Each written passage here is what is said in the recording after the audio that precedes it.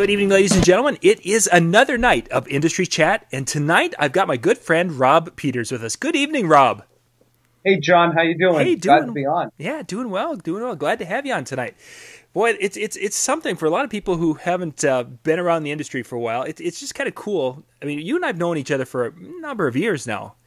I'm trying to think. Oh my goodness. I remember when we first met. I mean, we could do a dream sequence on the first meeting of and scene.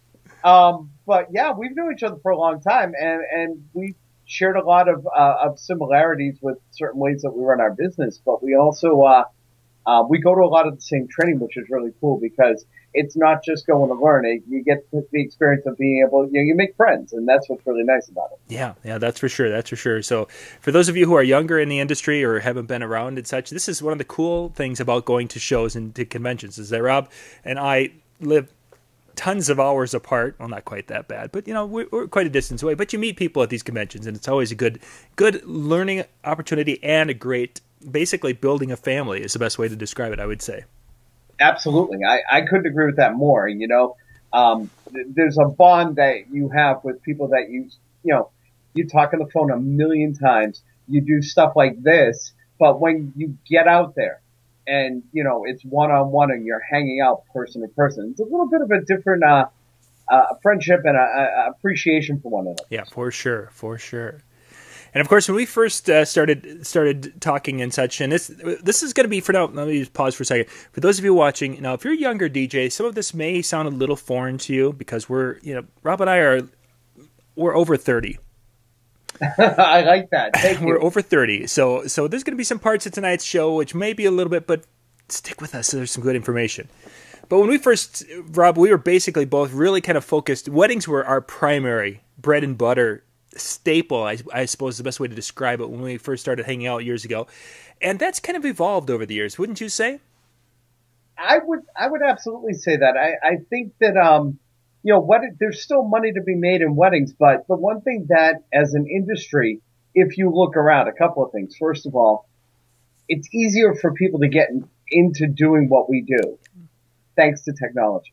More important, and there's a bigger, competitive base for that. And with that being said, we're all competing for the same kind of business when you really think about it. Yeah. Exactly. And that was the bread and butter. And it still is to a degree, but as we were talking about earlier, things have changed. They certainly have. And I know in many ways one of my eye-opening moments when it came to kind of diversifying a little bit in the DJ industry came at a show back in, I think it was in Philadelphia. It was a name show, and there was this crazy guy who got up on stage by the name of John Allo. Oh yes. And before he got up on stage, it was the whole concept of what he was doing and talking about was I didn't give it the time of day, but it's a concept that not only did he open my eyes to, but it became something that I think a lot of people would really get into. And you happen to be a guy who has some information to share. Well, I do. And you brought up John, and that's kind of a nice segue. John was my mentor. And this is stuff, I share a little bit of this from a personal side, because I don't want to say I idolize John, but John was somebody whose business I really, really admired. And I really looked up to John, and he introduced this to me before we were at that name conference. He and I were actually on a 4-hour car ride to Lewiston, Maine together to go speak to a group of DJs up there. And he told me about this concept, this kids show that he was doing called a Bubble Party. And we got into the conversation, and he told me how much fun he was having. More importantly, he told me he was making a lot of money. Mm-hmm. And it kind of went hand in hand. Unfortunately, John's health at that time, he had just went through I think it was a quadruple bypass. So he had begun to slow down on his weekends and needed to be able to fulfill that daytime and prime time, I guess full time is probably the better way to put it, revenue stream. Yeah. So he came up with this idea based on going to his kids' daycare for career day. Neat. He showed up and he didn't want to talk about being a DJ. He actually brought in a sound system and brought in a bubble machine and did like a 30-minute set with these kids, and they loved it so much that they offered to pay him to come back, and it fell literally in his lap. Oh, what a neat story. What a neat story. And he, it was funny because he taught, he wanted me at that point in time to, when we were in the car ride, he's like, I'll teach you and you can be my second, and, it might be a good idea for you to get into. And I had so many things going on at that point in time. My book had just come out, and I had a lot of other things going on. I was doing a lot of stuff, ironically, for name. So it was really hard for me to try and cut loose and diversify. And at that point in time, I was only 6 years into being a full-time mobile DJ. Sure. So I was still trying to figure this all out. And you know what, even now, it's many years later, I still haven't quite figured it all out, but I figured out some good ways to have fun and to increase some revenue. So I'm really excited about it. And it's really doing a lot of numbers for us this year. So. And the program, of course, we're talking about is that whole bubbles parties. Bubble parties. That's there we go. Correct. Bubble parties. It was started by John when John had, and ironically, it's actually 8 years ago today, and I don't want to date this too much, but today is April 8th. It was 8 years ago today that John asked me to meet him. He had been hospitalized again, mm-hmm. and he asked me to come to the hospital to meet with him because he needed somebody to fulfill 35 shows that he had booked, these bubble parties. Yeah. And we sat in the hospital for 2.5 hours, and we went through dates, and we went through how the show went and did all this stuff. And then I dropped by his house, and his wife gave me his bubble machines. And I went out and did my show 3 days after that. And it was interesting. And it's taken off. I actually built it into a business here. And John, after he retired from DJing, decided to write a business plan that is the foundation for what we offer on a national level now. He was selling it until he passed away in 2007, and I actually took over that as well. And that's what I'm running now. Is I'm running a business program that's designed to help DJs make more money doing something in a market that needs entertainment, needs quality entertainment, and is different. It's not, it's not the club, it's not the wedding, it's not the school dance. It's something different that honestly, you can get into it, but you have to be able to be tolerant of little kids and be able to be a big, silly kid. Yeah. Be very animated. I think it's one of the words I remember John using when he was talking. Oh, yes. Mm-hmm. Very, very animated. So as we're talking, we've kind of been dancing around. Let's kind of dig into with the bubble. Oh, you want to dig in? Roll up the sleeves and let's go. I can't go much higher. All right. But let's talk a little bit about the bubble parties. So let's talk a little bit about it. John started this as a program for daycare centers. And that's how this all really took off. And it actually leapt into being a program that can be done for kids' birthday parties. The census numbers, which came out in 2014, show that there are 114,000 daycare centers throughout the United States. And if you're going into this program and you're doing the right thing, I would probably say at least 80% of them are daycare centers that would buy a program like this and bring it in if it's marketed the right way and you've got your ducks in a row to be able to make it a success. Taking it one step further, John, kids' birthday parties. Those census numbers, and I'm looking at my census numbers here, over 20 million kids between newborn and 4 years old as of the last census, which was last year. And that's a lot of birthday parties if you really think about it. And you can go out and do this program at a daycare. You can do it at a family film festival. You can do it at a kid's birthday party. Yeah. And it's basically taking your DJ talent to another level. Yeah. Because you're working with kids and there's a little bit more. It's not being the announcer, ladies and gentlemen, please welcome. It's being silly and having fun and being animated and just kind of letting your kid side out for an hour and making money at it, which is really cool too. Oh, for sure, for sure. And I think there's even, we've talked about a few of the different options or places a person can sell that. And I think in the future, as we go forward, we see people, parents, our age and younger, who aren't afraid to go and spend $200 or $300 on an elementary student's birthday party. I mean, even in my own children, as they're going through school, a birthday party now they could be 10 kids, and they might be going to a trampoline park, or they might be going to a bowling thing, and parents are spending a couple, $200-300 without batting an eye. Well, John, you're a parent, so you can relate to that, and it's funny. There was a show out there a few years ago called Outrageous Kids Parties. It was on TLC. Yeah. And it was a show that showcased all of this. And if you YouTube it, Good Morning America did a piece about that show and about how much parents are spending on their kids for their birthday parties. And it's astounding how much money they will spend. Even when we get the phone call, we get phone calls here for a 1-year-old birthday party, and they want the bubble party. They want the balloon twister. They want the face painter.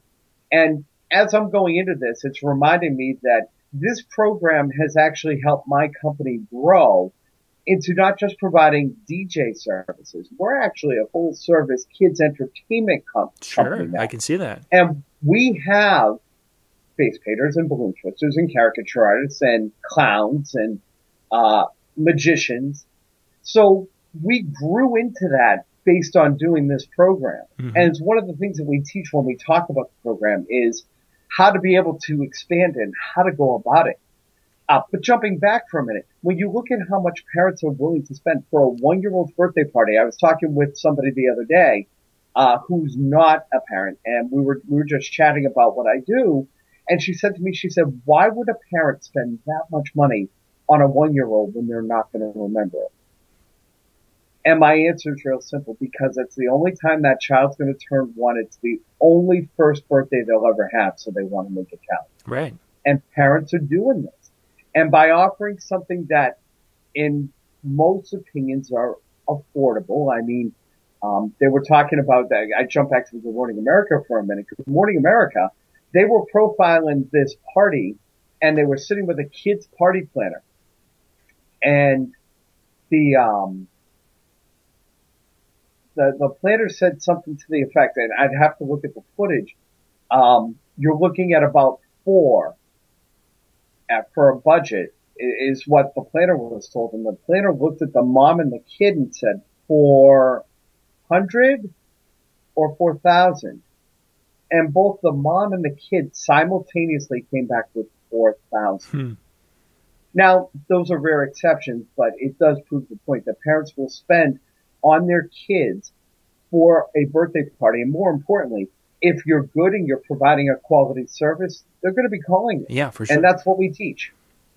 That's what we're teaching with this program on that level. For a daycare program, it's a totally different ballgame in getting into the market. Right.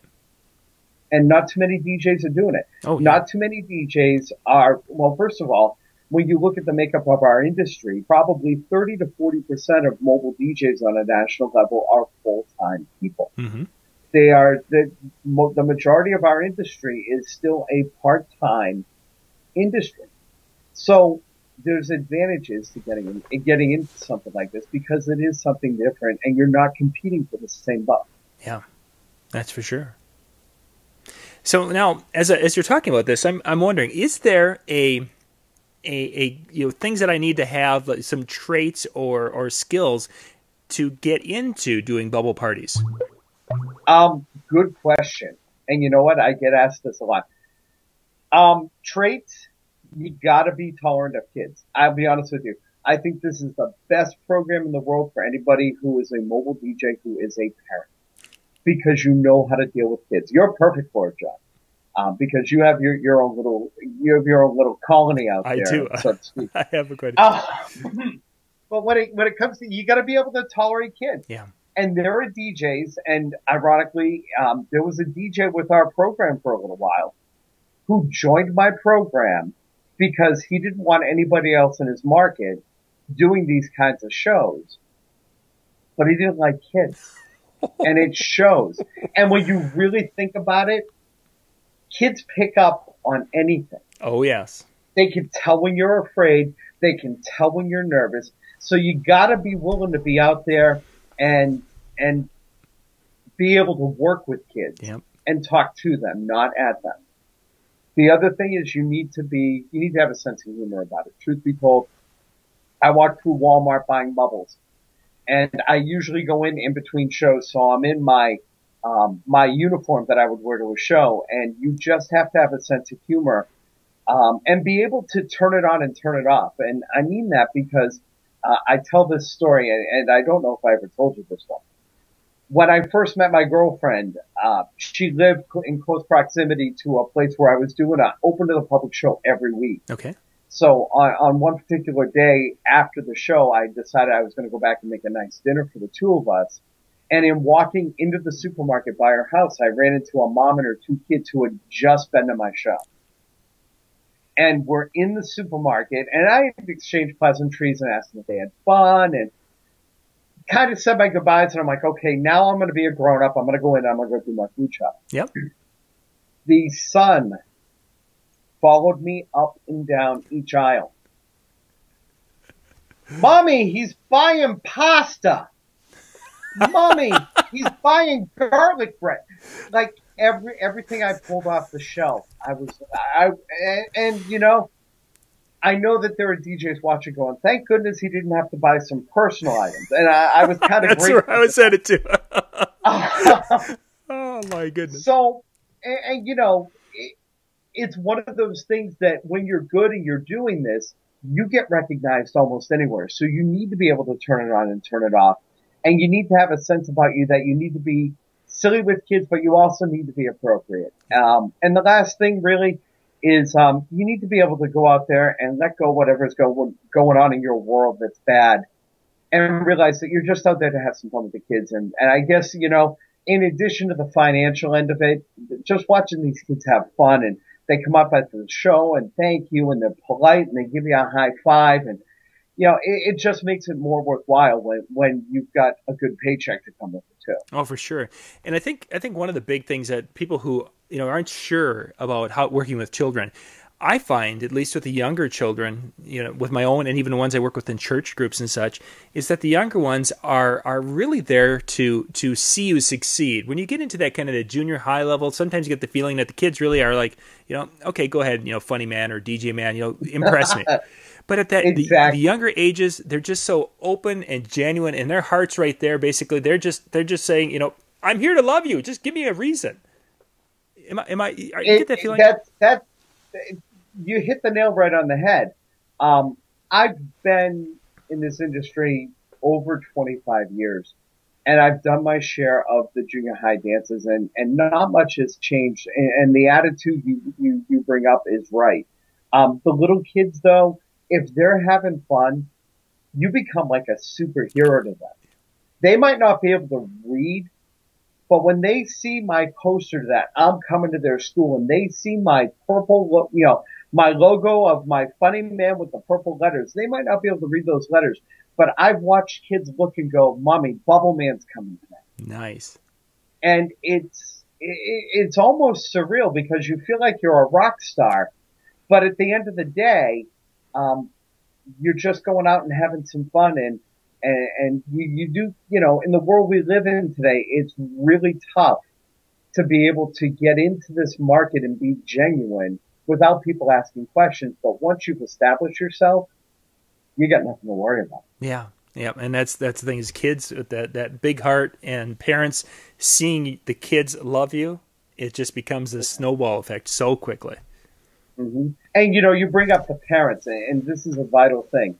If you're getting into any kind of kids entertainment, the parents know who's good, they know who's horrible. But if you're good, they're telling the other parents. Yeah. It's like the daycare market. Daycare teachers go from school to school, from center to center, if they're in that for a career. And if they remember you, they take you to schools and they take you wherever they're going and introduce you to a new audience, and you're off and running. Yeah. And it works well. But jumping back to the parents will talk, and they will promote you for you. If you're doing your job you're awesome at what you do and they perceive it that way, and you're not ripping them off. Yeah. Yeah, and the parents become big supporters. You mentioned earlier, I want to get into the program a little bit. Before we get to that, you mentioned that a gentleman had purchased the program, didn't really care for kids because he wanted to kind of protect the territory. So we had the Bubble Parties program and and all of that, but let's talk a little bit about that concept of the territories. How do you guys handle that? A few years ago, and I want to jump back and give a little history because we get into that. When John first started talking about this on a national level, he wrote this book. And his concept was sell the book and sell a listing on a website. And John and I had talked at one point about developing this into a lot more than just a program that we could sell to DJs and sell to any DJ. Mm-hmm. So after John passed away, the first thing I did was I rewrote the plan to add some more of my success stories because I really was proud to take it to another level beyond just the daycare program.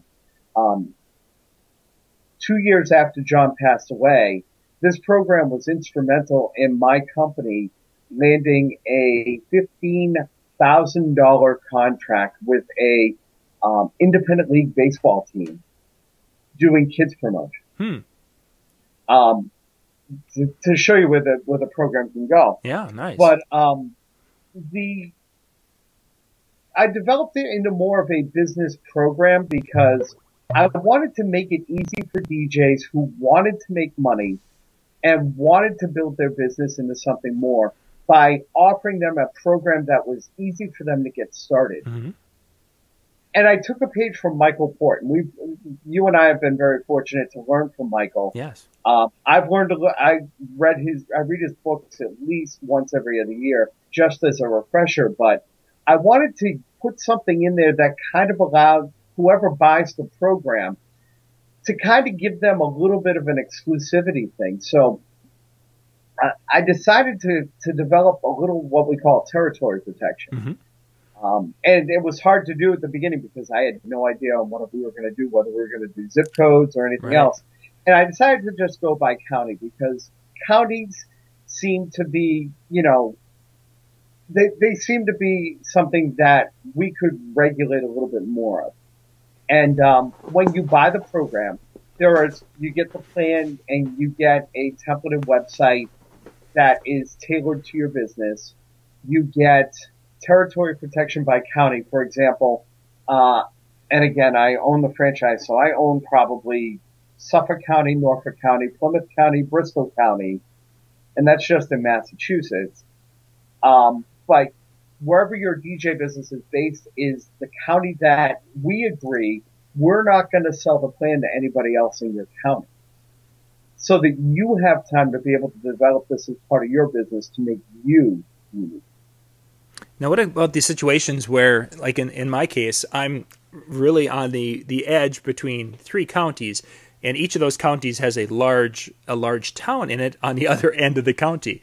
Is that something that a person could buy multiple counties? Oh yeah, you can buy additional counties. We charge a minimal but yet modest fee at the same time. We're not charging. You don't have to buy the plan 4 times to get 4 different counties. Okay. You buy it once, and then what we do is we do the initial buy-in, and then we charge like $50 per county in addition to that. And one other thing, John, that's really important about what we've developed is we developed this into a 2-year program, which means when you join, you're buying in and you're getting the rights to this for 2 years, and every renewal is a 2-year renewal. The first 2 years is going to allow you to get off the ground and get running.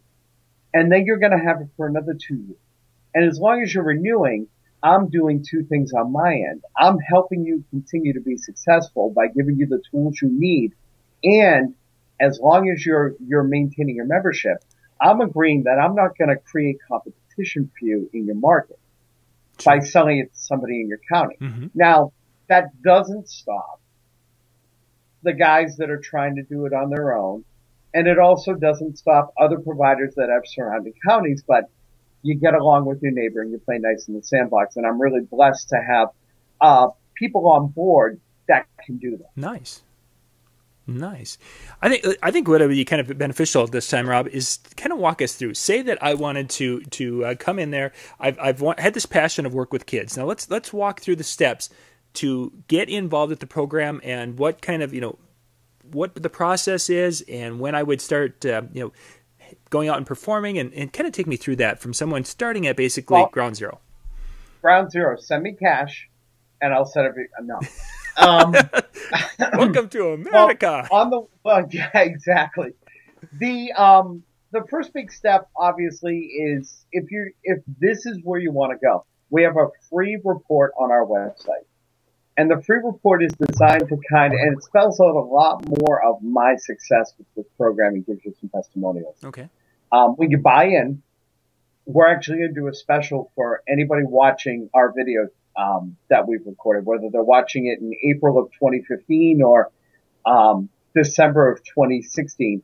It's normally a $600 program, but the buy-in would be $525 for your initial first 2 years, and that would include the business plan, which we will ship to you. It includes your territory protection. It includes the templated website, which we develop, and that's the first thing that when your plan comes, you have a questionnaire you have to fill out. And the questionnaire is designed to go through and let us know what we need to do to customize your website. Okay. And your listing online. You will also get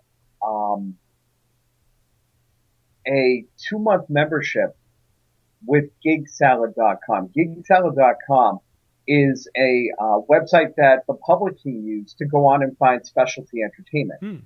And you can join their basic listing for free, but our members, we get a 2-month professional listing, which is their highest end listing. It's usually about $40 a month. And that helps you begin to promote your business by putting your listing up there, and the leads actually come right to you, which is really cool. Yeah. The other thing we set up is we set up a provider-only area on our national website, which is bubbleparties.com, and you can go in and get information. We also have a Facebook forum where we share ideas and stuff, and you also get access. We do 6 web conferences, similar to what you and I are doing, where we get online and we talk about a bunch of different ideas. The other thing is, and this is what I feel is really important, I try, John, to make sure that I can help the guys that are new, the people that are new getting into this, because I get it. It's something that not a lot of DJs are doing, and it might be a little uncertain and scary to get started, but I can assure you that once you get started and put the effort in, and that's really the other thing, I'm giving you the tools for the toolbox.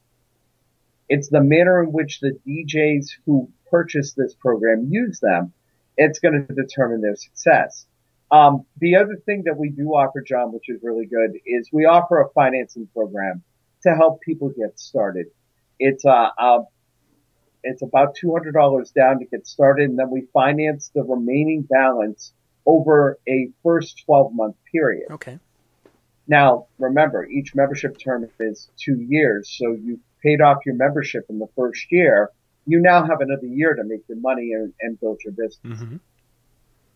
And then what we do is we help you get started. We get your website up. We give you access to provider-only discount programs on the Bubble machine, so you can get Bubble machines, and marketing materials so that you can get your mailing list out there and get your foot in the door. Because we find that using some of these grassroots and even, dare I say, guerrilla methods of marketing are a great way to get your foot in the door and get started, because spamming can be so expensive if you ever get caught. Yeah. Yeah, that's you don't want to be known as that guy. No, that's not the person you want to be. No. Now you just mentioned a little bit about bubble machines. Let's look at the gear, because you talked toolbox, more of a figurative, but let's talk about what kind of gear, for those who are wondering if there's going to be, okay, I buy the program, am I going to have to invest in a lot of gear? So what's kind of a basic system? A basic system? It depends what you own. I'll be honest with you. I have, for people who are out there who actually use their laptop mini system. if you own a DJ system, you've already got most of the equipment you need. Whether you're a CD-based or you're a digital-based kind of person, you can use any kind of gear for this. I don't recommend a laptop because if you're outside on a hot summer day and it's over 100 degrees and the humidity, you're going to fry a laptop. Yeah. So we do, I'll be honest with you with what I use a Gemini Bluetooth-enabled speaker, and I actually have my entire playlist on an iPod, that has a Bluetooth connection. Sure. And I wear a headset microphone. So as long as you've got that and a good speaker, you don't need two speakers because kids have sensitive ears.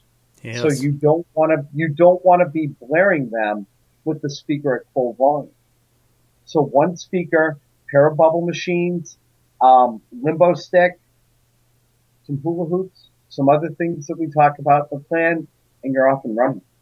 Wow. Very nice. So something that's going to be quick setup and midweek, it's going to fill in those money opportunities during the week. And I think it's just a fabulous idea.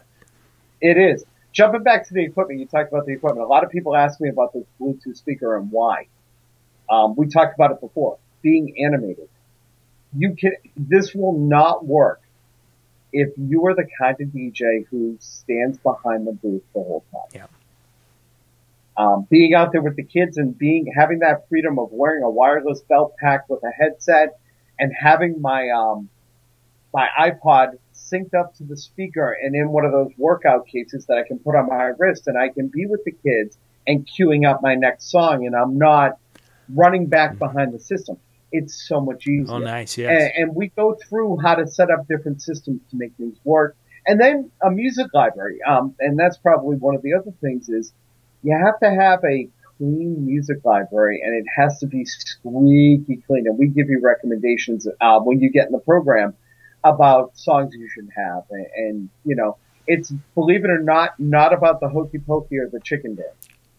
Yeah, there's so in much. fact, I haven't used them at any of these shows in the past 2 years. Yes, there's just so much a person can do, and those basics that every DJ does are things that will kill you in this type of an event very quickly because I've seen other guys, but when you can create or use something that they haven't seen, great stuff. Exactly, and and don't get me wrong, hokey pokey and chicken dance, you can use them as part of this program, but for me, I've been doing this now. I'm in the game 8 years doing this show, and I want to change my performances up as much as John instilled in me that the kids love the repetition. I want to change my shows up a little bit year after year, not just with more up-to-date music, but with some different interactives to get the kids, give the kids a little bit of a different taste. Yeah. No, and that's a great thing because kids love that variety. I've got two things, and then we should wrap up because we've had a lot of information here. I want to the first one. We'll talk about kids and their interaction with you in just a second here. Actually, let's do that one first. Have you found once you're out on the floor and you're engaging with those kids, how do the kids react to you when you're out there?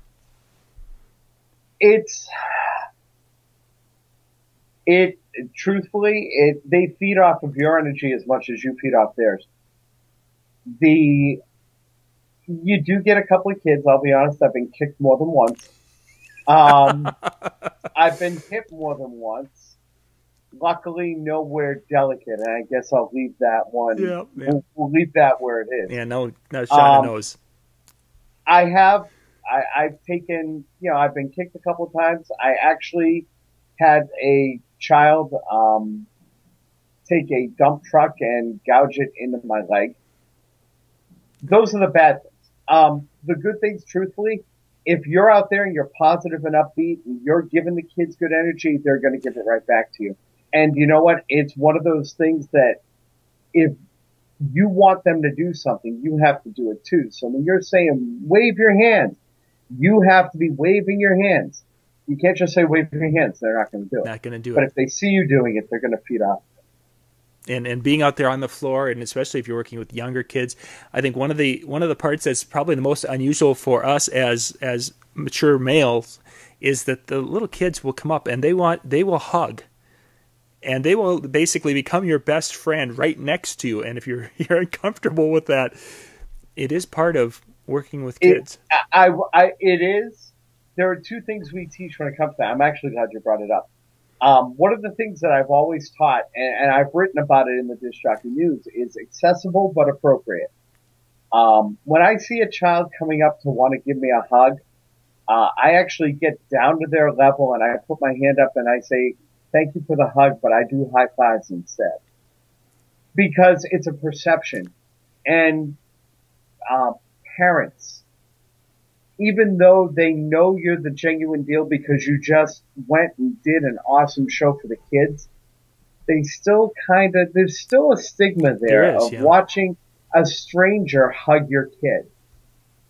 So we teach accessible but appropriate a lot. And the other thing that comes to that is high fives and fist bumps, and I do elbow bumps, and nice. We do all of that. And it's not that I want to turn a kid away from, I don't want to turn them away. If they want to say thank you and express themselves that way, so be it. But I want them to do it in an appropriate manner. And by very simply saying, you know what? I do fist bumps, not hugs. They're pretty cool about it. Oh, yeah. Especially if you do something fun with it. They'll just think that's the coolest thing. Yeah. Well, we now have what's called a bubble fist bump. Oh, nice. We have our own floating bubble fist bump.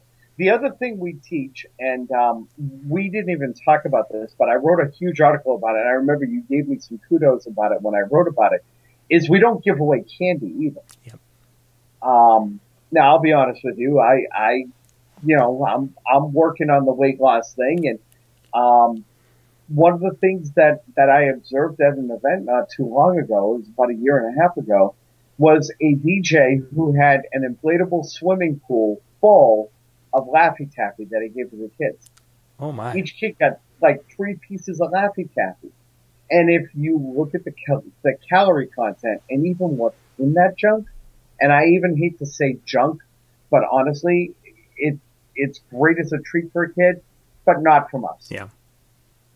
There's so much better that we could use for those situations that, the candy. Well, we're using now. We actually, we're working on a couple of things behind the scenes. One of the things that I've implemented is I actually now do, I do stickers. Because kids love stickers. Oh, yeah, certainly. And the really cool thing is we made the stickers a marketing piece where at the end of the show, the kids get a sticker, but it also has our contact information on it. So when they get home, the parents pick up on it. And that's really the other cool thing about this program is how many jobs have come from referrals, not just within the kid industry. I'm always getting calls about, you were at my son's school the other day and his birthday's Saturday and we have to have you. I've booked weddings off of this for teachers at the daycare. I have booked the daycare chain's Christmas party. I've had CFOs of major corporations have me at their home doing their kid's birthday party and then hiring me to come out and do their corporate event. Yep. So it opens doors. It really does. And we show you how to cross promote all of that. And before we get to our last one, for those of you still watching, you have just heard some gold. For those of us who have been in this industry for a while, that's kind of our little sneaky way to get our information to parents and people in the crowd is if you give the kids something that has our information on it, the kids think it's the greatest thing. They take it, mom and dad see it, all the guests see it. I've had little glow sticks with my company name on it that I just give to kids, and I've gotten more business off those types of activities than almost anything else because it's going to the kids, and everybody loves it when a kid's happy. If the kids are happy, they're going to rave about it. Yeah.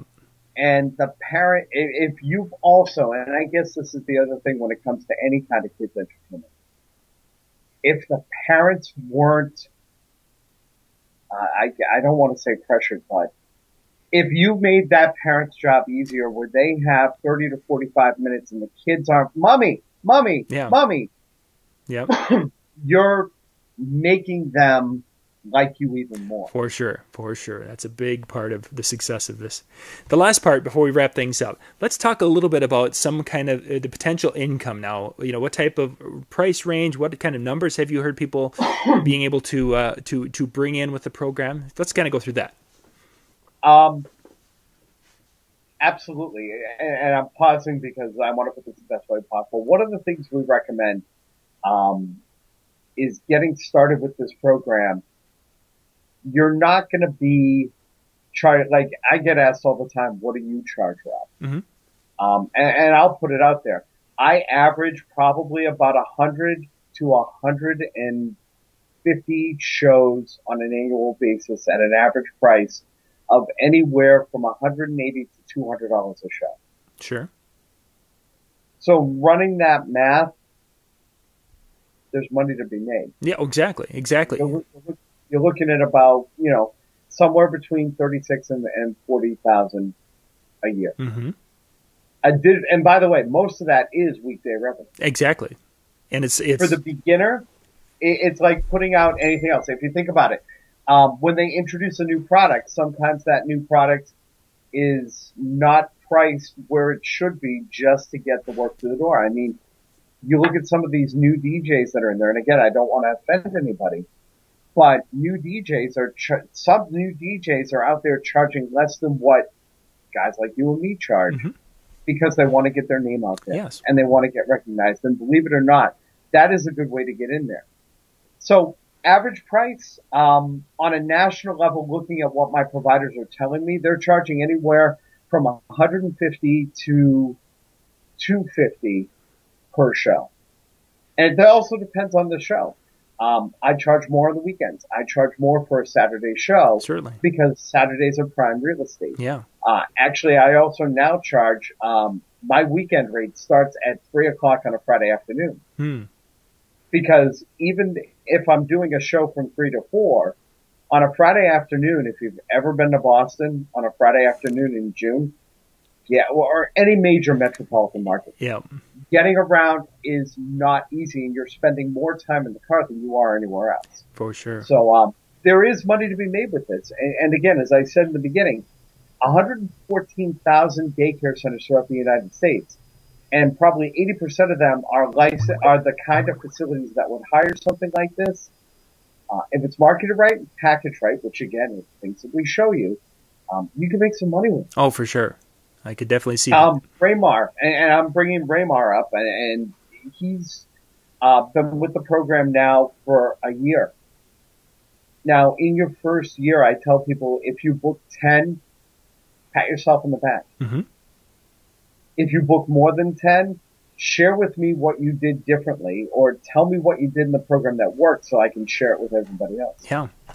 Raymar is in between that. From what I understand, he's booking very good numbers down in Arizona, and that's really the other thing. I'm in Boston. Mm-hmm. You're in Minnesota. I'm correct, yeah. We're in regions where we just got through with the worst winter. I know on my end. I'm looking out the window. It's still snowing. It's actually snowing. There's still snowbanks in my parking lot. We just got off the worst.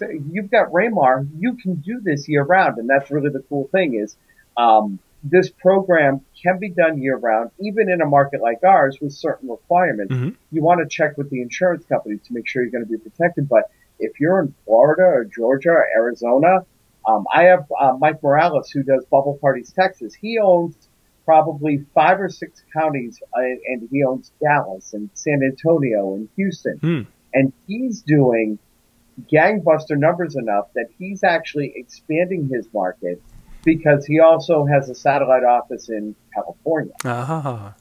And this is a guy, John, who came to me 4 years ago. We sat down and had coffee at a Mobile Beat show. Mm-hmm. And he had heard about it. We had chatted by phone. I spent an hour with him. And he's doing crazy numbers with this stuff. Wow. It really is how you implement it.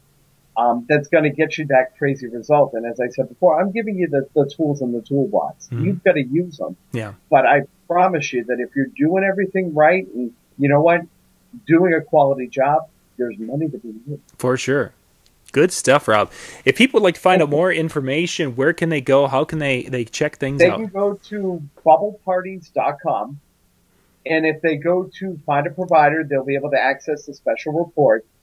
And when they're ready to come on board, as long as they mention that they saw our video, there will be a discount that will be, there'll be a discounted price for them. Very good. Yep. Just mentioned you saw this on DJNTV, and Rob will take care of you and get you hooked up with a discount. And boy, it sounds like for those who have a passion for entertaining, a passion for working with kids, it could definitely be a nice supplement income for the DJ business. Absolutely, John. And you know, you bring that up. It's good supplemental if you think about it for almost any DJ that can work with kids. It's not your nighttime bar where you're getting out at 2 or 3 o'clock in the morning and you're dealing with people who, truthfully, in some cases are acting as immature as the young kids. It's true. It's also a program that I'm very proud to offer because I really do believe that if you're looking to invest in your business, you're looking for a good return on your investment. Yeah. And by having that ROI, we're giving you a program that can get you running within weeks, and you can be doing your parties within a month or two once you hit the ground running. It's not something that you have to wait to market. You know what I mean? Yeah. It's something where we're giving you all the resources to get exposure within a week. Nice. And that's a big thing, to be able to get something, get into it, and just get going right away. I think it's just a fabulous idea. And that's what we want is we want to hit the ground running. You know, we want to grow this program because through growing this program, we want to have a network of DJs throughout the United States. And truth be told, we've actually sold this program to DJs in Canada. Mm-hmm. We actually just got interest not too long ago from a DJ down in Australia. Sure. Which I offered to go train him personally. And, you know, I guess that's really the other thing is I'm an open book, John. You've known me for a long time. Mm-hmm. And any DJ who's been in the industry and has run into me knows that I'm not going to back something up. I'm not going to put something out there unless I can back it up. And what it really does come down to is, you know, I call myself the CBO, the Chief Bubble Officer of what we do here. And I feel like I've kind of established the niche in becoming an expert in being able to do this stuff. So if somebody's joining the program, I want them I'm not just looking for their investment. I'm looking to make them a success so that they can carry on not just something that's made me a lot of money, but what I consider to be John Allen's legacy. Yeah, I think that's an important part of the whole process. Rob, I want to thank you for coming on tonight and sharing your passion. Oh, thanks for having me. This was fun. We should do it again. Yeah, this was great and learned a lot. Some tidbits in there. And for those of you, again, you can go to bubbleparties.com to check it out. We'll put that link in the description below so you guys can bounce over there. Check it out and see if it's something that would fit because, again, it's a great opportunity for those of you who enjoy kids, enjoy entertaining, and want to really fill in those midweek hours. So once again, ladies and gentlemen, thank you for watching tonight. This is John Young from the Disc Jockey News, Disc Jockey News TV, and Rob Peters from the Bubble Parties. Good night.